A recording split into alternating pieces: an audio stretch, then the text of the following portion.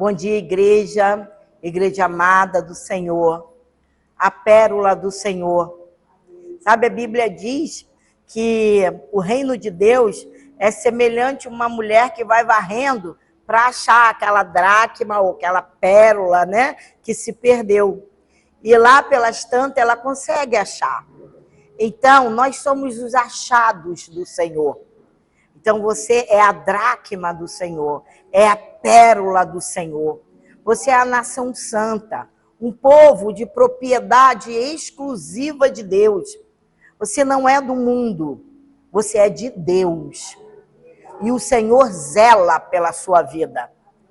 Então, o que nós temos que fazer é engrandecer esse Deus maravilhoso que um dia olhou assim e falou: tu és meu. Foi eu que te criei, foi eu que te formei no ventre da tua mãe. Cada ossinho, sabe? Cada junta. Então ele formou os olhinhos, a boquinha, a orelhinha. Nossa, esse Deus é maravilhoso, ele é fantástico. Então o que nós temos que fazer? O que nós temos que dar em troca por tantos benefícios? A não ser o nosso culto racional. E a nossa adoração.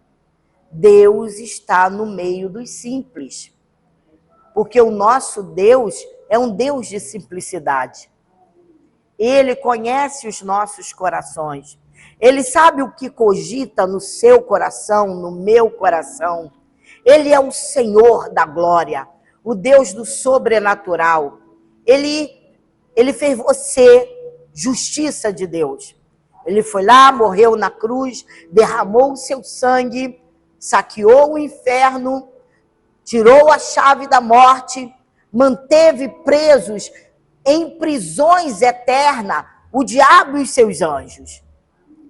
E ele nos libertou, nos resgatou e nos fez assentar em lugares altos e celestiais, juntamente com Cristo Jesus. Você hoje é uma nova criatura. Amém? Glória a Deus. Então, o nosso Deus merece todo aplauso, todo amor, sabe? Toda a alegria do teu coração como gratidão a tudo isso. Então, hoje, o tema do nosso culto hoje é Seja Boca de Deus. Então, a nossa igreja, ela tem esse propósito de pregar arrependimento, a salvação, o arrependimento, a santificação, a vigilância. A nossa igreja, ela entra dentro da palavra para ser modificada segundo a pessoa de Cristo. Então, Deus tem nos chamado à santificação. E é isso que nós temos que começar a garimpar a nossa vida. Sabe como? Garimpa. Garimpa aí. E veja aí, ó, isso aqui é ouro. Esse aqui também, essa pedrinha também é ouro. Não, agora isso tudo aqui é lixo. É pedra que não tem nenhum valor. Garimpa de novo. Até que Cristo seja formado na sua vida. Porque disso daremos conta. Porque você e eu podemos estar muito preocupados com o nosso dia a dia. E nós esquecemos da vida por vir. E nós não podemos esquecer disso de maneira nenhuma. Porque esse é o alvo.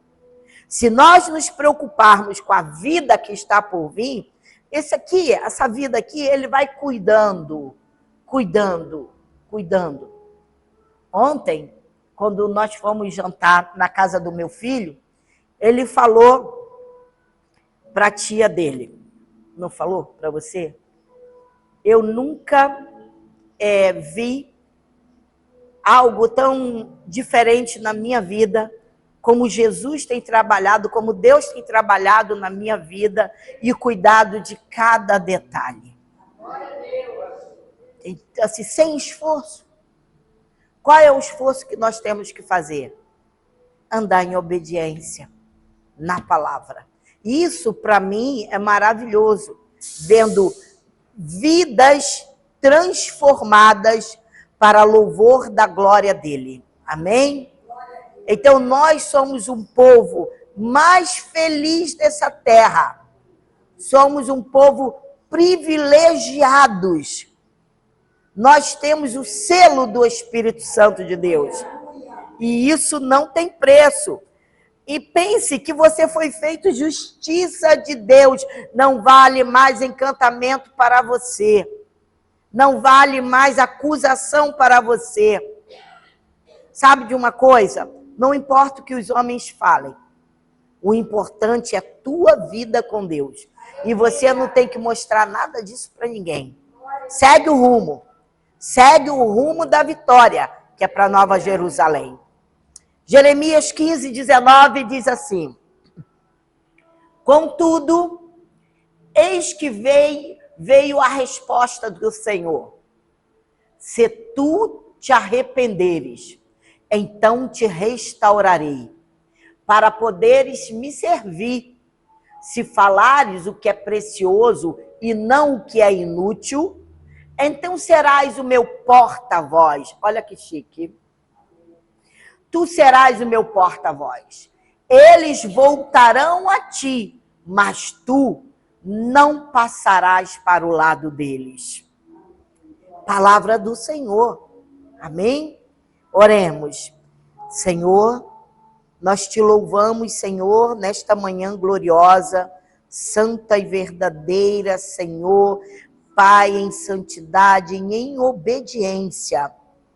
Senhor, em nome de Jesus, nós sabemos que o Senhor está aqui no nosso meio, porque a tua palavra nos garante isso. E te pedimos, Senhor, abre os olhos dos nossos corações. Senhor, desimpeça, Pai, qualquer coisa que esteja nos impedindo de ouvir a voz do Espírito Santo de Deus. Pai, transforma-nos, Senhor, para louvor da tua glória, em o nome de Jesus. E a igreja diga amém, amém, amém. Antes de começar o culto, eu quero apresentar para a igreja o irmão Luiz Carlos. Ele veio da igreja El Shaddai. El Shaddai, né? Isso, ele veio nos visitar. Então, depois eu gostaria que a igreja fosse cumprimentar o irmão. Já o conheço, né? Já tinha feito convite para ele há algum tempo, não é? E então, aprove Deus trazê-lo hoje aqui para louvar o Senhor juntamente conosco. Amém? Para a sua vida, um aplauso ao nosso Deus. Sinta-se bem no nosso meio. Aqui é a igreja da família, tá bom? Glória a Deus. Fique à vontade. Quando o paralítico abordou Pedro e João, na entrada do templo, eles disseram assim, Atos 3:4. Fixando nele o olhar, Pedro, em companhia de João, disse: olha para nós. Hoje, nós podemos dizer para alguém aí fora: olha para nós. Olha para nós. E Pedro falou isso na companhia de João para aquele paralítico. Olha para nós. A vida da igreja precisa falar mais alto do que o discurso. Onde não há vida, a palavra é desativada, desacreditada. O discurso é vazio e ineficaz. Então não adianta, se você tiver uma vida de qualquer maneira, aí fora, de uma maneira secular, para não dizer de outra forma, vivendo naturalmente como se não fosse filho de Deus. Então, a sua vida, que é a própria palavra, que você é a palavra andando na terra, ela é desacreditada. Porque você não poderá pregar, falar que Jesus é o Senhor, se você mesmo não é obediente a esse Senhor. Não tem vida transformada para esse Senhor, não anda nos padrões desse Senhor. Então, tudo que sair da tua boca entra no descrédito. Então, sem santidade, não existe pregação eficaz, ministério ungido, e não podemos ser boca de Deus. E a palavra de Deus diz, ele já falou, você não pode passar para o lado deles. Então, ele nos fez uma convocação para ser boca dele. Não é? Então, a palavra de Deus é verdade em nossos lábios, quando vivemos na presença dele e fazemos a sua obra no poder do Espírito Santo. Qualquer coisa que você faça dentro da igreja, qualquer coisa, o mínimo que for, ele está vendo. Ele está vendo. A igreja hoje está precisando, sabe de quê? De vestes alvas, de vida limpa, de mãos purificadas, de pés lavados e de coração íntegro. O mundo tem influenciado mais a igreja, ele tem influenciado mais a igreja do que a igreja ao mundo. Porque começam a adaptar coisas dentro da igreja, do mundo, para dizer que é só uma rede, é só para atrair. Olha, Paulo se converteu e ele foi dar uma de judeu, se misturando com os judeus para ganhar os judeus para Cristo. E ele falou assim, ó, inútil, foi vã essa minha estratégia. Vou para os gentios. Então, nós temos que influenciar o mundo na pessoa do Espírito Santo. Então, em vez da igreja convocar o mundo ao arrependimento, é o mundo que tem denunciado o pecado da igreja. É só nós olharmos para o noticiário. Então, a mídia veicular, ela veicula mais os escândalos da igreja do que as suas virtudes. Vocês, por acaso, assistem alguma reportagem falando, nossa, aquela igreja é uma bênção, aquela igreja anda em unidade, na unidade do Espírito Santo, aquela igreja tem boas obras, aquela igreja não nega Jesus, que nada, eles só colocam as notícias de escândalos. A igreja tem amado o mundo, tem sido amigo do mundo e se conformado com ele. Então, os cristãos estão se envolvendo nas mesmas práticas reprováveis daqueles que não conhecem Deus. Então, a ética de muitos cristãos, ela é relativa e situacional, à semelhança dos que não conhecem a palavra de Deus. Eu vou em uma festa, mas lá eu sou crente, eu sou cristão. Mas eu vou me adaptando ali, à maneira que eles estão vivendo, para eu ser um crente legal, para eu ser um crente light. Não existe crente light, existe crente fervoroso. Ou você é, ou você não é. Não é? Então, como por exemplo, os estudantes cristãos utilizam o expediente imoral da cola para auferir boas notas. Empresários cristãos não são éticos em suas transações comerciais. Políticos evangélicos envolvem-se em esquemas de corrupções. Jovens cristãos estão se entregando à imoralidade no namoro. Mulheres e jovens cristãs investem em vestuários indecorosos, sumários, apelativos e sensual. A igreja contemporânea está desse modo. Não se sabe mais se está indo para a igreja ou para um desfile de moda. com uma vasta sensualidade. Então, a vida sexual do povo de Deus tem sido contaminada pelo lixo dos filmes pornográficos. Os casamentos estão sendo desfeitos por motivos fúteis e não por razões bíblicas que justifiquem o divórcio e um novo casamento. A igreja não pode estar bem se a vida privada do povo está em crise. Pare de flertar com o mundo. O mundo e suas concupiscências draga. E aí você vem para a igreja cheio de carrapicho, porque parece que a igreja é um amuleto na tua vida. Domingo eu vou para a igreja, vou fazer um sacudimento, e aí tá legal, para a próxima semana cheia de heresia e de carnalidade. Aí volta para a igreja. Irmão, existem necessidades imperativas da vida cristã. E uma delas é a vigilância.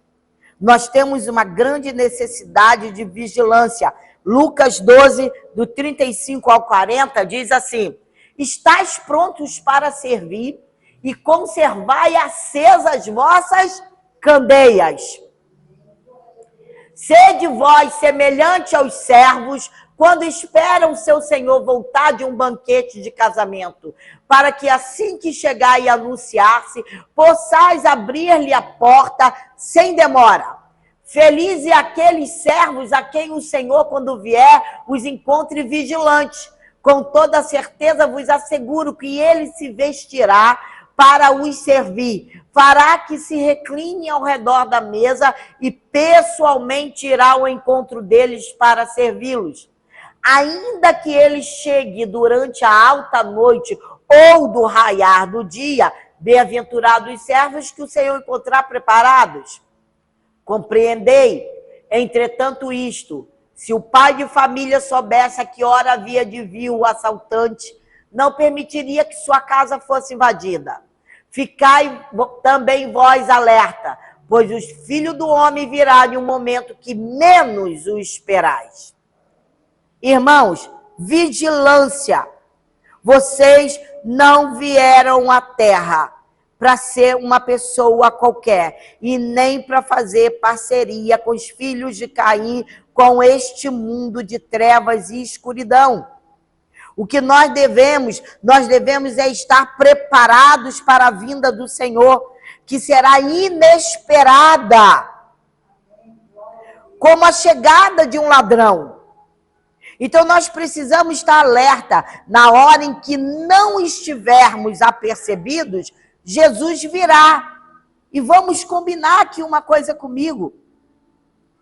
Nós estaremos desapercebidos. Mas e aí? Como foi a sua vida administrativa, espiritual com o nosso Deus? Isso aqui é muito sério. Isso aqui não é para, assim, eu ouvi, mas o culto não foi para mim. É para você sim. É para todos nós. É para mim, é para você, é para todos nós. Nós precisamos ser vigilantes. Nós precisamos nos arrepender dos nossos pecados. Mas Jesus já lavou meu pecado na cruz do Calvário, sim. Lavou, é verdade, ele lavou. Mas ele também diz que quando ele nos santifica, quando ele nos chama e nos santifica, ele diz: trabalhai a vossa santificação. Quer dizer que não pode ficar no oba-oba. Eu sou crente, sou santificado e eu não preciso ser vigilante. Olha, amados, o pecado, a carne, ela está debaixo dos nossos pés. Mas olha, nós passamos nas águas do batismo, não foi? Então, mas vou te dizer uma coisa, ela sabe nadar, ela sabe voltar para a superfície, ela sabe te colocar em grande perigo.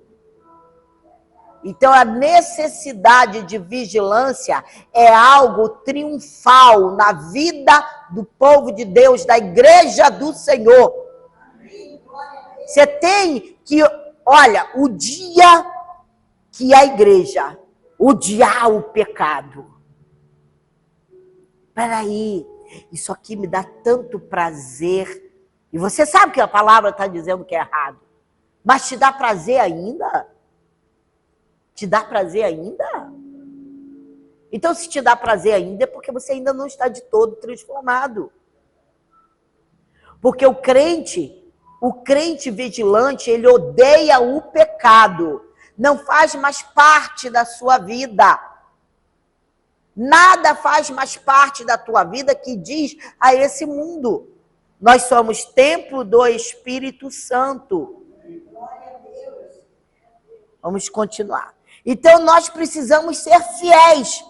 Fidelidade. Lucas 12, de 41 a 46, fala assim. Então, Pedro indagou, Senhor, estás propondo esta parábola para nós ou para todas as pessoas? Aqui o Senhor lhe asseverou, quem é, portanto, o administrador fiel, que age com bom senso, a quem seu Senhor encarrega dos seus servos para ministrar-lhe sua porção de alimento no devido tempo. Feliz o servo a quem o seu Senhor surpreender agindo dessa maneira quando voltar. Asseguro-vos que ele o encarregará de todos os seus bens. Todavia, imaginai que este servo pense consigo mesmo, meu Senhor tarda demais a voltar. Não é isso que tem acontecido? Não é isso? Eu quero ser feliz. Feliz porque não gosta do pecado. Que felicidade temporária é essa? Felicidade é estar com Jesus, fazer a vontade do Senhor e andar na presença do Senhor. Noé andava com o Senhor. O Senhor falou para Abraão, anda na minha presença. Se você tem o selo do Espírito Santo, ande na presença do Senhor.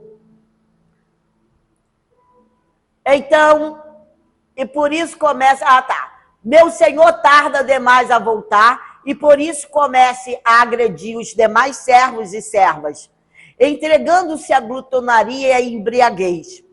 Entretanto, o Senhor daquele servo voltará no dia em que ele menos espera, num momento totalmente imprevisível, e o punirá com todo o rigor e lhe condenará ao lugar dos infiéis. Oxe, é a palavra de Deus. Quem for achado fiel na vinda do Senhor será promovido.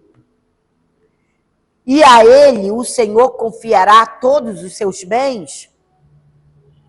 A quem o Senhor deu um talento, coloca lá para dar juro. Trabalhe isso. Trabalhe isso. A quem deu 5 talentos, trabalhe isso. Quem deu 10, trabalhe isso. Quem for achado fiel num pouco, a ele sua confiança é muito. Sabe o que ele fala? Quem for fiel no pouco, sobre muito o colocarei. Então, se você não sabe ser fiel no pouquinho, na migalha, você nunca verá o muito. E olha, que eu não estou falando de dinheiro. Eu não estou falando disso. Eu estou falando do muito de estar no céu de glória juntamente com o nosso Pai. Entende? É isso que eu estou falando.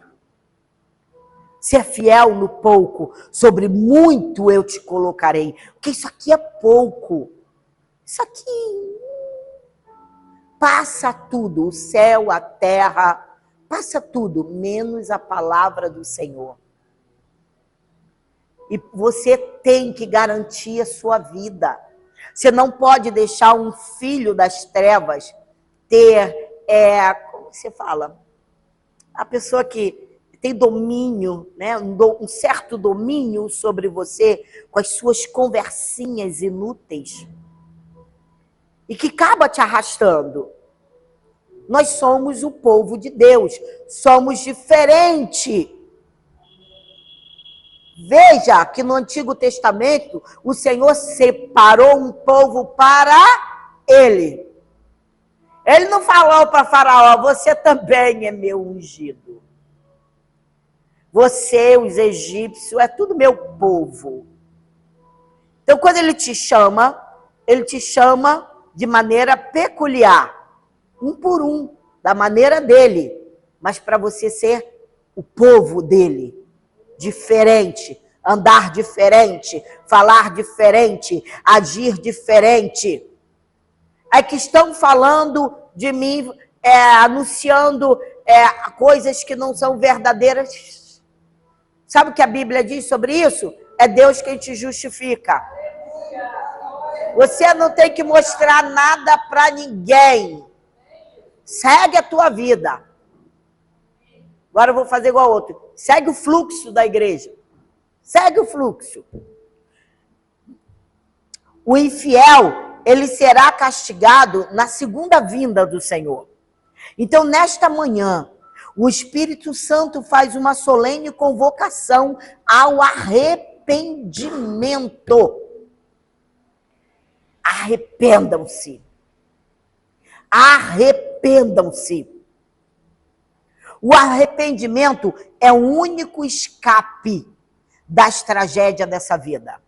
Lucas 13, de 1 a 5, fala assim: naquela mesma época, alguns dos que estavam presentes foram dizer a Jesus que Pilatos havia misturado o sangue de alguns galileus com os próprios sacrifícios que eles ofereciam. Os galileus ofereciam sacrifício, né, de animais mortos, não é? No pórtico lá de Pilatos.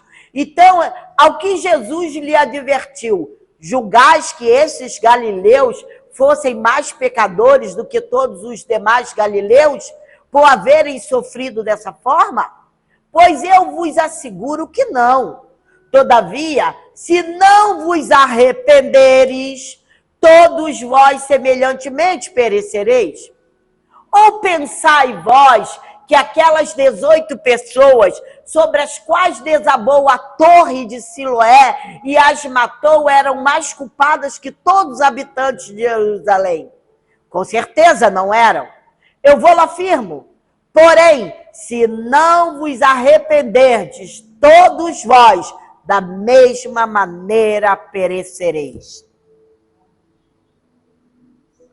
Irmãos, faça uma retrospectiva.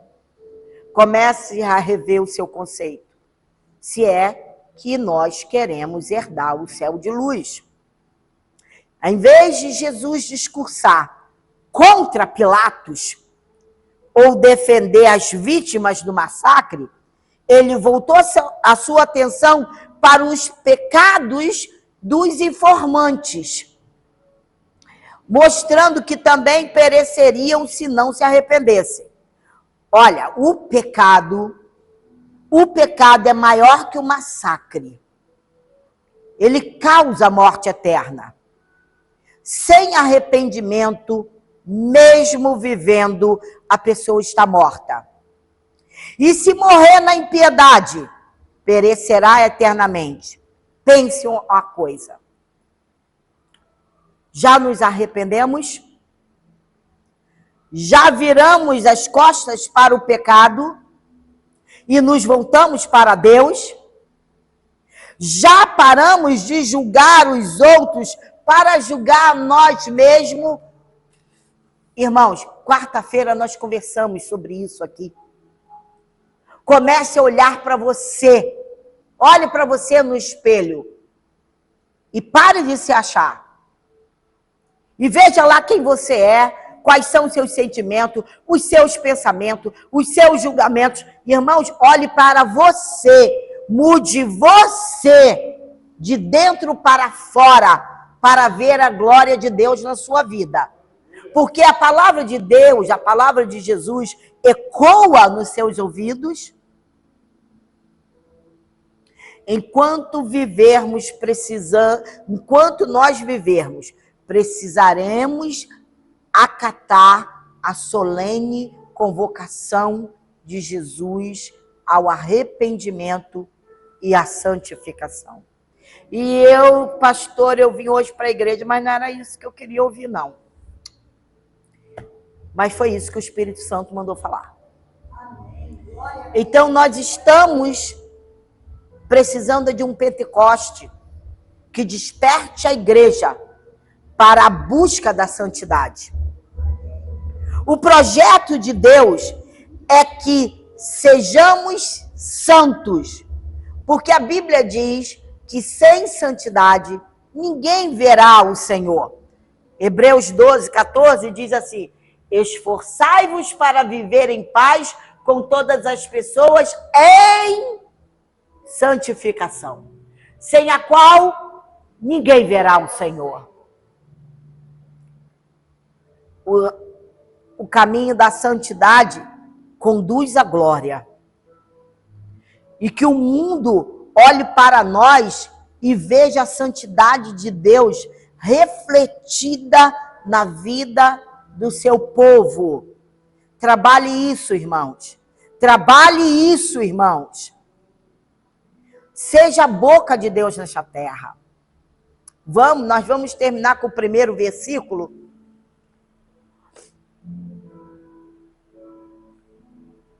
Esse. Nós vamos terminar com esse versículo. Jeremias 15, 19. Contudo, é o Espírito Santo falando com vocês nesta manhã, falando conosco, com você e comigo. Não negligencie isso. Contudo, eis que veio a resposta do Senhor. Se te arrependeres, então te restaurarei, para poderes me servir. Quer dizer que tem que haver arrependimento para você servir o Senhor. Não é? Se falares o que é precioso e não o que é inútil, fale o que é precioso. Então serás o quê? Meu porta-voz. Olha que lindo, que maravilha. Você ser o porta-voz do Senhor. Olha que beleza. Você vai estar pregando todos os dias com a sua vida aí fora. Você não vai vir aqui para ouvir apenas uma pregação. Você será a pregação lá fora. O porta-voz do Deus Todo-Poderoso. E aí, olha o que a palavra diz. Eles voltarão a ti. Aqueles que vocês desejam que confessem Jesus, voltarão para você. Mas tu não passarás para o lado deles. Porta-vozes do Deus vivo. Vale a pena. Exercite a tua vida em arrependimento, em santificação, em santidade, em fidelidade, em vigilância, em uma vida de oração, um devocional santo, porque Ele conhece o teu coração. Seja um bom administrador da tua vida espiritual com Deus, e tu verás a glória de Deus na tua vida. Não perca o tempo. Amém? Amém? Assim disse o Senhor. Seja a boca do Senhor. Curva a sua cabeça. Senhor Jesus Cristo, nós te louvamos e engrandecemos o teu nome na beleza da sua santidade, Senhor. E a tua palavra foi pregada. Pai, nós aguardamos um mover sobrenatural no coração de cada ovelha que aqui está. E a de cada pessoa que irá ouvir, Senhor, essa pregação. Ser conosco, Senhor. E fica com nós, ó Deus. Fica conosco. Dai-nos a tua bênção que regenera. Dai-nos a tua bênção, Pai. Porque nós aguardamos a tua bênção todos os dias ao abrir os olhos. Pai, somos os teus filhos. Andaremos, Senhor, no caminho da eternidade, que é o caminho da vitória para o teu povo, em o nome de Jesus. A graça do Senhor Jesus Cristo, o amor de Deus e as consolações do Espírito Santo sejam com todos nós. E a igreja fiel, a porta-voz do Senhor, que se prepara para aquele encontro, aquele grande encontro com o noivo, diga amém. Amém e amém. Graças a Deus. Glória a Deus.